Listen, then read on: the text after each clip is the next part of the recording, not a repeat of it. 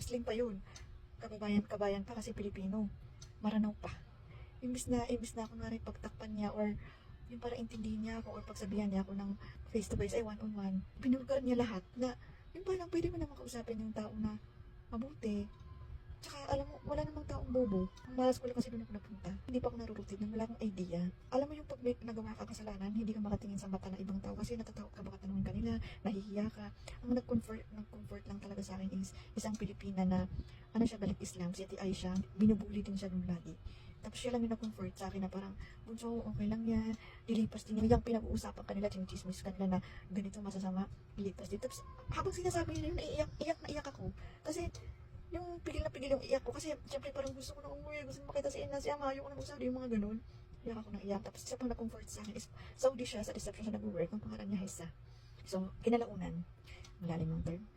Afterwards for English nun, kinalaunan. During the time na hindi ko kinakausap si yung nurse na yun na hindi ko na siya kinakausap kasi natatakot ako.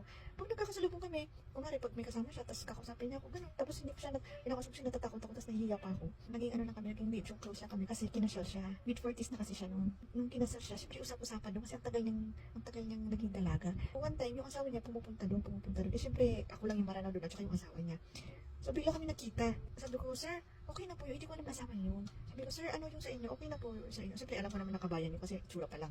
Okay na po. Tapos, sabi niya, Muslim ka? Ano po? Sabi niya, anong tribo mo? Sabi ko, Maranaw. Sabi niya, Maranaw ka. Tapos, doon kami, nag-usap kami. Taga-saan ka, ganito.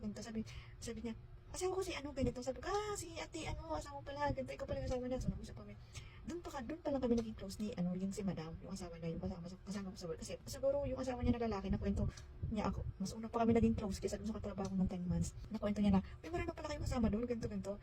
And then, afterwards, bigla niya akong kinakausap. Yung parang, saan yung niyo? Ganito, exam mo ba kayo mga ganon? So, naging close kami. Tapos, yung sabi ko, alhamdulillah, parang, di ba nakakawala ng sama ng loob at saka nakakawala ng bigat sa dibdib pag yung hindi mo hindi kami magkaway, hindi ko lang siya kinakausap kasi natatakot ako. Sa isip ko lang, yung parang ang hirap magsalita nung masasama kasi hindi mo na mapabawi yun eh. Yung parang naisip ko, yung parang, naging close din tayo ngayon. Pero dati, grabe yung pagkaano mo sa akin, ang dami sinabi mo masasama sa akin, bobo ako, tanga ko. Kaya, yung ganun. After a year kasi, umuwi ako kasi, hindi ko nasapos yung kontra ko kasi may nangyari. And then, after a year, umuwi ako. And then, nag-aral ulit ako. And then, nakita ko siya sa City Hospital, sa Marawi, sa City Hall, sa may UTC. Nakita ko siya doon siya nag-work. And then, musta ka na, may anak na pala siya. Nag-anak na siya. Kasi nung bago ko from Saudi, matis siya nun. So, may anak na siya. So, alhamdulillah. Ayun lang. Yun lang yung siguro fan of hindi ko makakalimutan or important na bagay sa Saudi. Kasi first time ko mag-Saudi. I hope nasagot ko yung tanong ni Madam.